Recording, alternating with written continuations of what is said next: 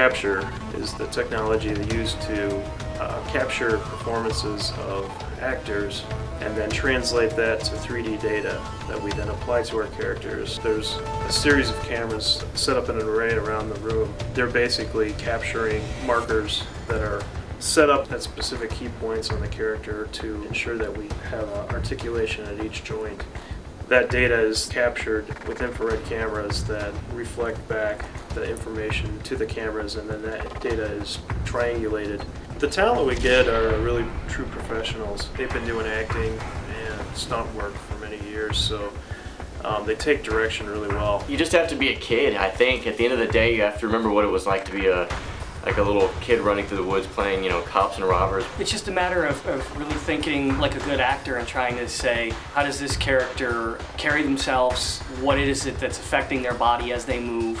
And just trying to visualize yourself in a different set of bones and different skin. Forgetting what you look like, I think, is one of the greatest challenges that any actor for motion capture has, because basically they're just using your skeleton or your joints, and they're superimposing another character that probably looks nothing like you whatsoever. But I think once you see what the character looks like with your movements, that's a really big step for any motion capture actor to just realize that it's not you at all. So basically I give them an insight into the character that they're performing, give them a little background on who the character is, what the character means to the game. And a lot of times we just let talent perform impromptu and kind of freestyle a little bit. So we give them a lot of creative input on how they want to play the character. If I'm lucky, I know kind of what the game is about, what kind of characters I'm looking at before I go into the shoot. And honestly, I sit down and play a lot of video games the night before to try to get just a reference point of what it would be like to actually swing at these things. Motion capture is basically a tool for the animators to kind of push the limits of the animation. It gives us the fidelity, we get the subtleties of the motion.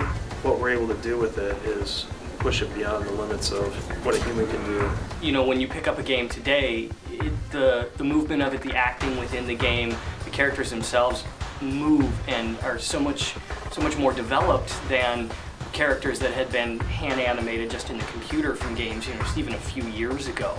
And I think today's gamers really expect to see that next level of real performance. You hear criticism on both sides. You hear, oh, now the performances aren't real performances because it's somebody else's skin on the screen or whatever. I think that the challenges are even tougher for the actor now.